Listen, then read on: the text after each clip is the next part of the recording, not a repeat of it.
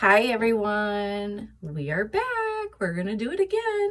So we're gonna get into a couple more of these Christmas horror stories, and I have so many, but I'm only able to do like a couple every video, so who knows where this is gonna go. I might not even tell the rest of the stories that I found, but it's fine. It's fine. It's something to get us through while the weather's trying to decide what it's doing outside. Sometimes it snows, sometimes it rains, and it's just been garbage outside. So I don't want to take pictures of that. I don't want to get footage of that. I don't really want to be out in that. So there's that. So I figured we could all stay nice and toasty warm and tell some nice, Christmas horror stories. It's wonderful. It's wonderful. Piques my interest. So anyways, let's get into our first story today, guys. So our first story is called My Aunt Candace. And I have no idea, because remember, I don't read ahead no more. It's better that way. It's better that way. Sometimes I do read ahead for not these ones, because that's what this whole thing is. It's like a reaction. I don't know. Anyways, but like my travel videos, I do a lot of research for them. So I put a lot of time and effort into my travel videos. This is just to, keep the momentum going so I don't lose the momentum during winter, because it's going to happen. If I don't keep on this, I'm going to lose that momentum, and then I'll go back to not uploading nothing again, and then I'll just be all sad because I have no creative outlet no more. So anyways, let's get into My Aunt Candace. Candace, my aunt, was one of my favorites. She was my favorite aunt despite the fact that she was my only aunt. She was more like my best friend than my aunt at times. That's a lot of the words is aunt, and it's just throwing me off. We spent a lot of time together. We'd go shopping together or eat lunch together. My parents were both working, so she took care of me the majority of the time. She was always willing to go out of her way to get me what I desired. So yes, she may have spoiled me. But isn't that what aunts and uncles do? They get their nieces and nephews what they want, take them places, and they're the ones who have the most fun.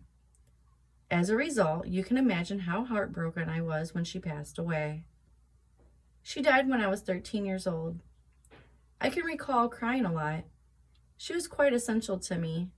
I never paid a visit to her grave because it was just too painful. I recall waking up in the middle of the night a few years after Mom died, but I couldn't move. A shadowy figure was standing at the edge of my bed, which I noticed. If they saw that, most people would be terrified and start freaking out. But I didn't feel afraid. Instead, I felt secure. As though this shadow was keeping an eye on me, making sure I was all right. That's when I realized I'd only ever felt as protected as I did when I was with my aunt. This shadow, which was looking over me, had to be my aunt. That night, I began to see the shadow all the time. I'd see it every now and again, whether I was awake or asleep. I never told anyone because I was afraid they'd think I was insane, but it didn't bother me.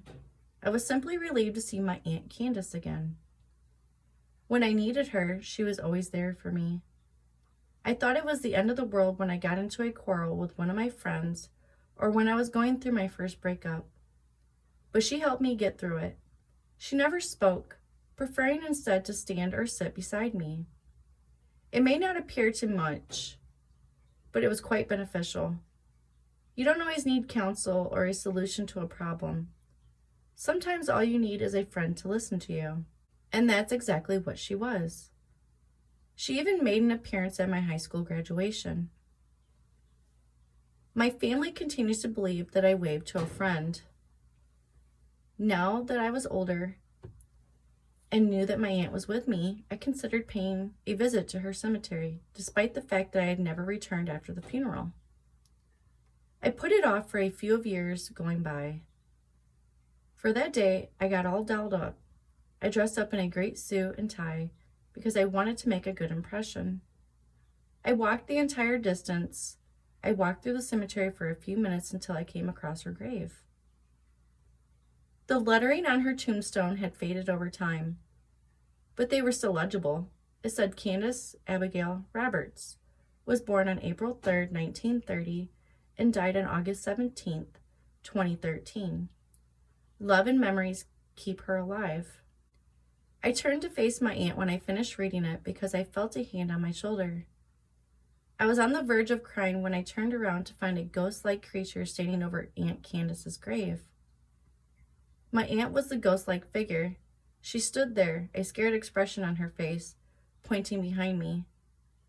All of a sudden, I was filled with dread, and all I could think about was who or what had been with me all along and was now standing behind me. Oh, dude. That's the end of that story, guys. What the fuck? Like, some of these stories, like, their writing's not very good, but then, like, there's that huge twist at the end that kind of pulls it all together, and I don't know. Sometimes it's hard to read, and I'm trying to figure out what the fuck they're trying to say. I don't know. I'm not an English teacher, but come on, guys, get it together. If you're going to write a story, at least run it through Grammarly or something. Just saying. That's what they make that for, and I'm pretty sure it's free. I mean, I paid for it for school. But that's college, dude. You got to make sure your shit's on point in college. So, anyways, we're at like 6 minutes. Let's do another one. Let's just do it. This one's called The Servant. I've been his servant for a long time. I've worked for Mr. Gray for 15 years to be precise. He is a very wealthy guy and has been for quite some time, but his advanced age has taken its toll. It's why he hired me in the first place, to look after him when he's unable to look after himself. Mr. Gray is quite particular about how he wants things done and when he wants them done. So the work wasn't simple at first, but after 15 years with him, you've grown accustomed to it. You know what you're supposed to do, and every chore becomes second nature. The morning ritual is the same every day. First and foremost, get up at 6 a.m., Mr. Gray begins his day at 8 a.m.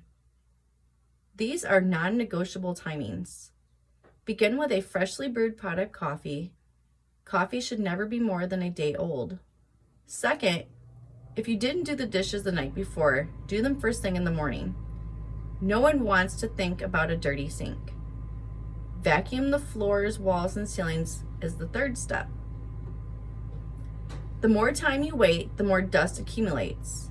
Fourth, if you're in need of groceries, go to your neighborhood market and stock up on everything you'll need. Eggs, milk, white bread, tomatoes, butter, and any one protein are all necessary components. Start eating breakfast on the 5th day. Mr. Gray, wait a minute. Let's just back it. Start eating breakfast on the 5th day. I'm a little confused. Mr. Gray consumes a substantial breakfast. An omelet with 3 eggs, tomato, and broccoli. Before adding broccoli to the omelet, steam it.